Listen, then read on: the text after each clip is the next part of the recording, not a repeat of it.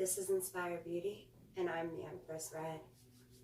So in honor of Mother's Day, I want to tell you a story about the goddess of motherhood herself. So Isis, the goddess of 10,000 names. Isis was called so many different things. She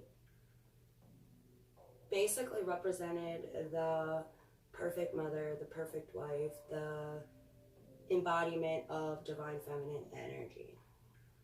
So I want to tell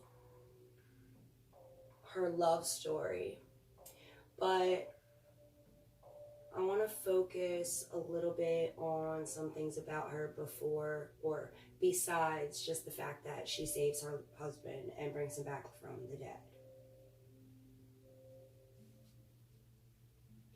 All right, so basically,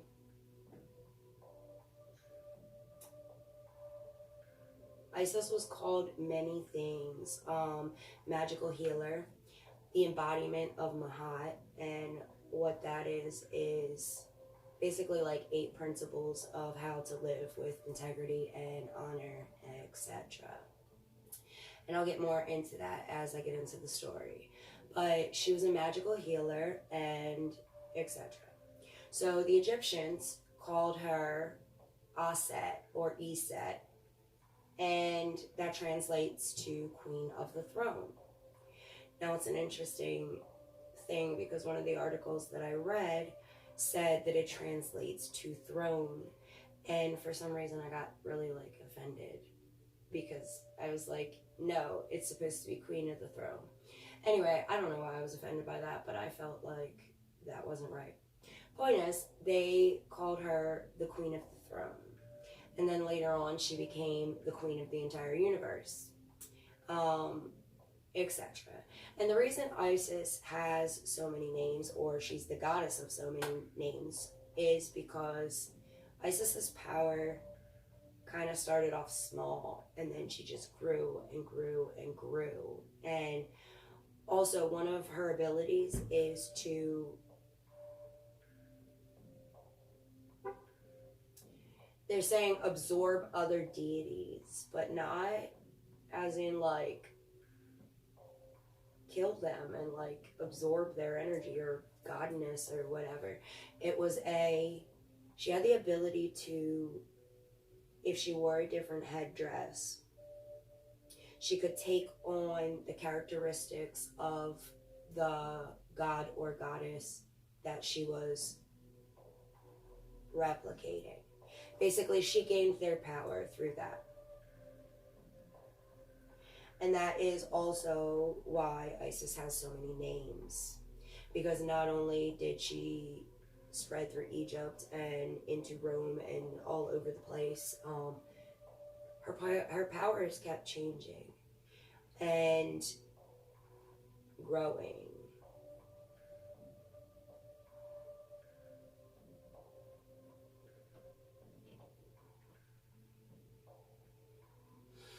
All right, so now let me tell you a little bit about Isis's family before we get started, because her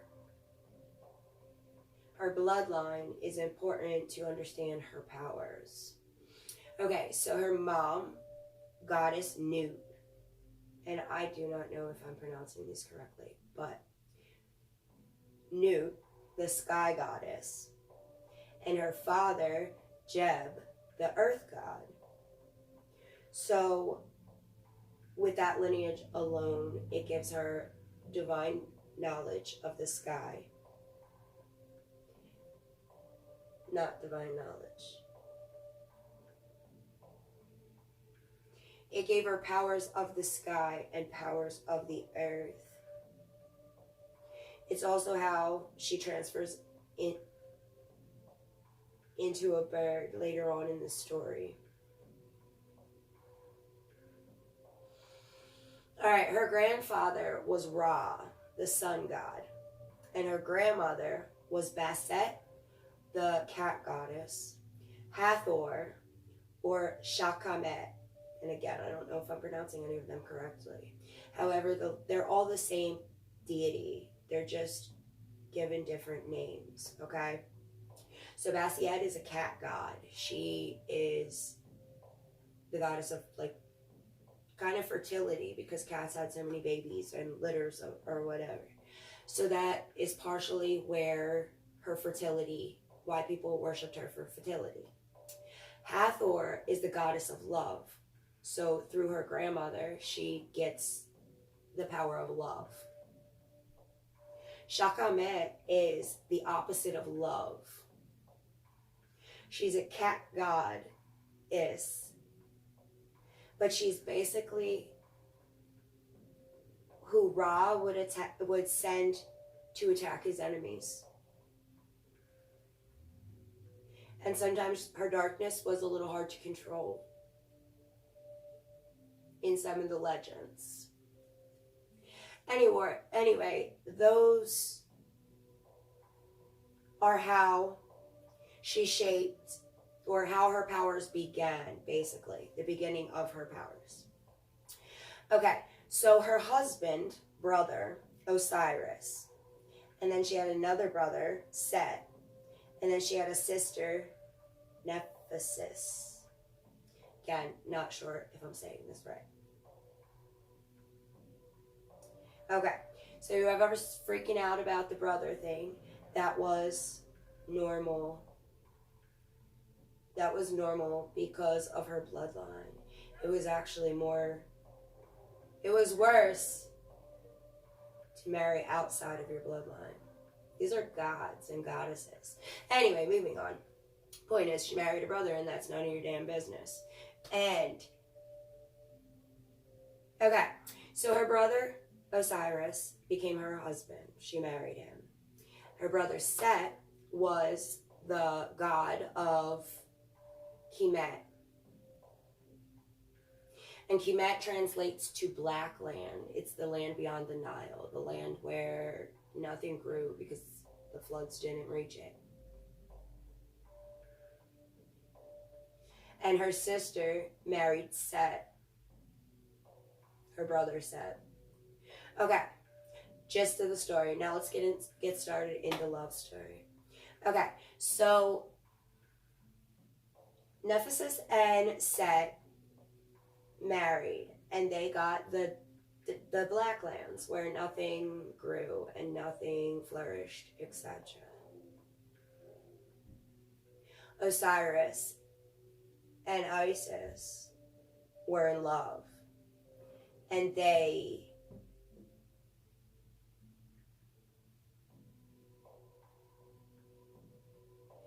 built a nice kingdom, and they taught the Egyptians, well, Isis taught the Egyptians lots of things, like how to make wheat and how to make clothes and the basic virtues of being a woman in general. She introduced a concept of marriage that wasn't there before. Okay, so Osiris and Isis, they have a beautiful kingdom. Everything's going great. You know, they're all in love and stuff, and the people love them, and everybody loves them except Set, because Set got to be the god of the nothing that happens. So Set threw this big party for Osiris, and he invited all of the gods and goddesses and all of the most elite, and he had a special magic coffin built, and he said that anyone that could fit in it, I didn't say God, anyone that could fit in the coffin could keep it. So it was all a golden coffin with jewels and fancy and beautiful, etc. So Set tricks Osiris into getting into the coffin. And when Osiris gets in the coffin, he slams the lid.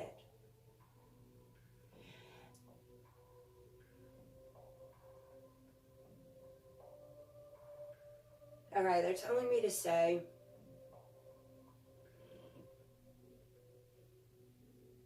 what he did with the party was he made it seem like it was to honor Osiris, when in reality it was just to trick him.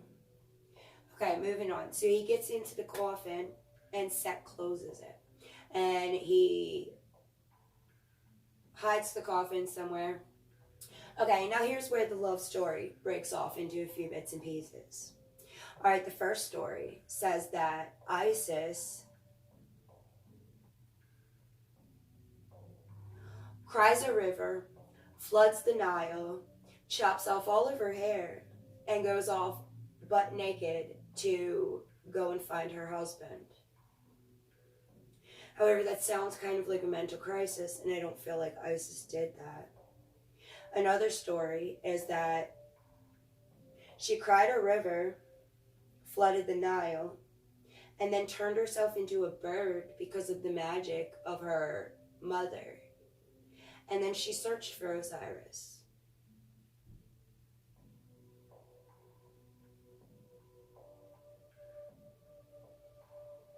Okay, so Isis finds Osiris. And what she does is she wanted to give him a proper burial. And she finds him and she finds his body and she hides it. But Set ends up finding out, and he goes and he takes Osiris and he cuts him up into 14 pieces and he scatters them through the Nile River. So Isis went on a quest to find her beloved, and the rumor is that she only found 13 pieces because his penis was missing. Okay. Now, Isis, along with Nubis, Nephthys, her sister, and Thor, no, not Thor, Troth, the god of wisdom and knowledge. So what they did is they used magic, right? And they resurrected Osiris from the dead. Osiris could only live for one day. Isis only had enough magic or knowledge of magic at that time to let him live for one day. So she ends up getting pregnant in that one day. And that's why the penis missing story gets interesting. Some say it's because she used her magic to get pregnant and have baby Horus, which was Isis and Osiris' son. The other myth behind that is that Isis used gold and made a penis for Osiris so she could get the D one more time. And then the other story is that the gold was just used to glue Osiris back together in general, and none of his pieces were missing. But I guess nobody really knows except Osiris and Isis. Okay, so Isis can only bring him back from the dead for that one day. So she gets pregnant, but after she gets pregnant, Osiris has to go and be the king of the underworld. So once Osiris becomes the king of the underworld, now Isis gains more power, because not only does she have the power of heaven and earth, she has the power of the sun and the moon and the stars. She has the power of the underworld.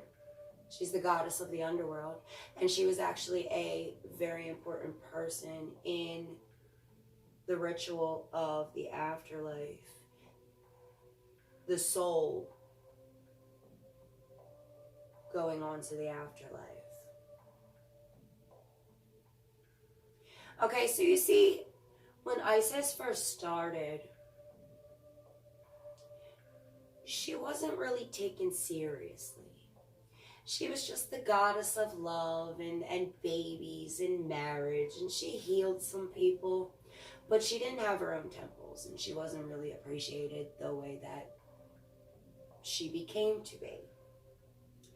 So, in fact, in order to worship Isis in the beginning, you had to go to either her brother's temple or Osiris's temple to worship her.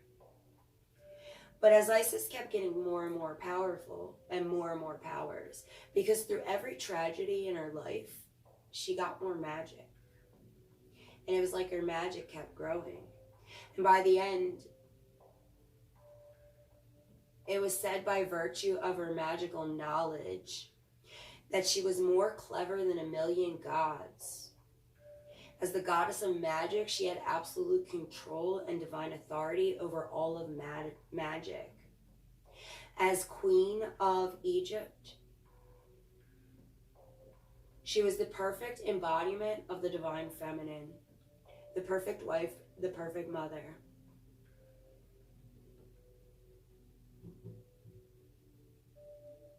She was a master healer.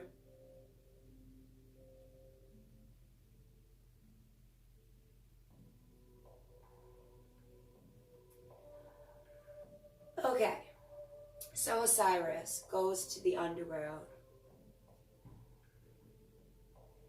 And it was rumored that Isis would fly to the underworld and use her wings to bring him fresh air. How stinking cute is that?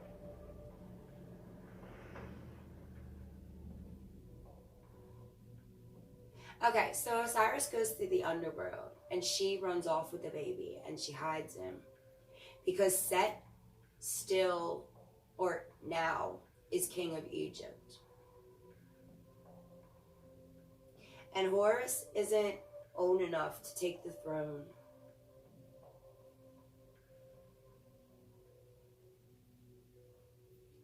Okay, so what Isis does to become the master sorceress that she is known by today is she creates a snake and has the snake bite her grandfather.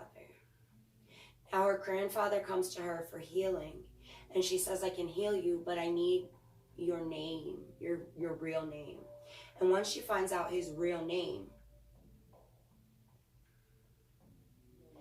she gets all of the magic, all of his magic, basically.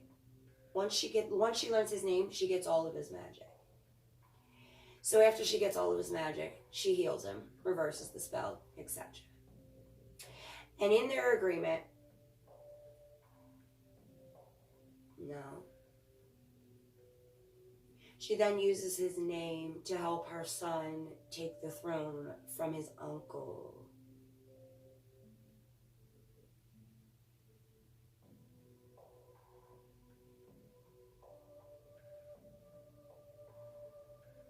And the last thing I want to say before I end this, her son chopped off her head. She forgave him. They moved on. She got more magic and more power and more authority from it. But that's another story for another day. But her son chopped off her head because as the goddess of love, Isis couldn't harm anybody, even when they harmed her. So Set, she was supposed to kill Set, and she didn't. And because of that, her son chopped off her head.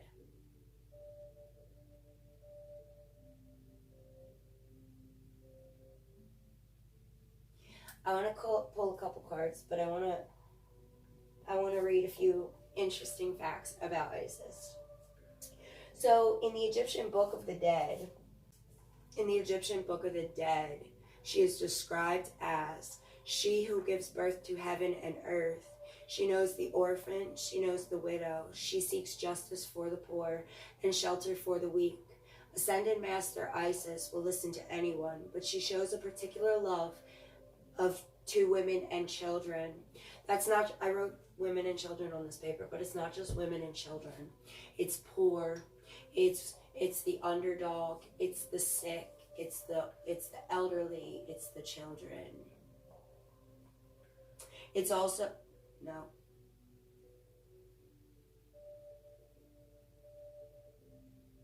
So again, to attest to the character of Isis and why she became known to be the ideal wife and mother.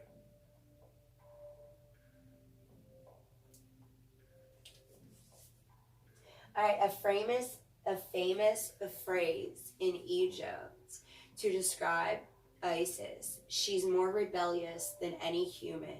She's more clever than any god and more skilled than any spirit.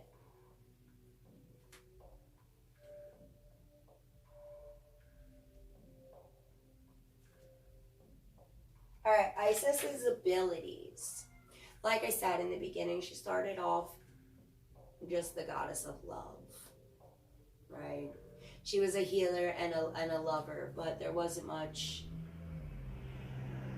as far as magic. It was divine magic. When she got divine knowledge,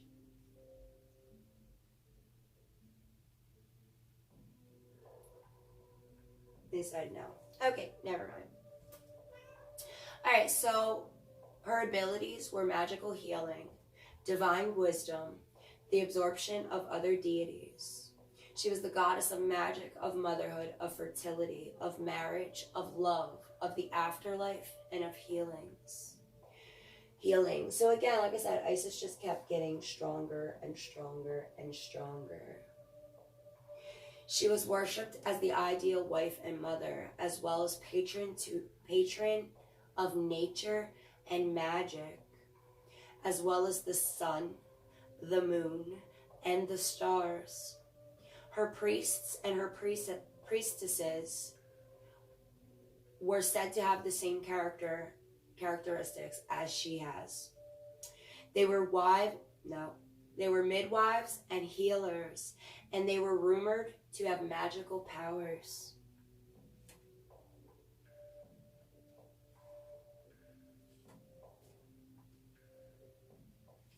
She was the mystic of magic. It's said that there was nothing that Isis couldn't do because she knows what she wants and what she needs to do to get it.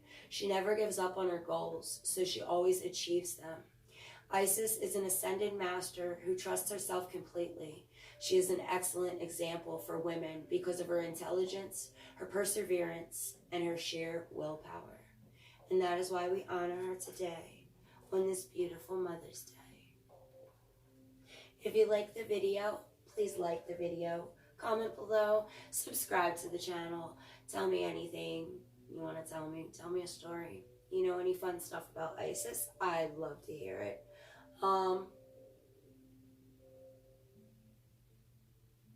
Yeah. If you like the video, like the video. Love you. Bye.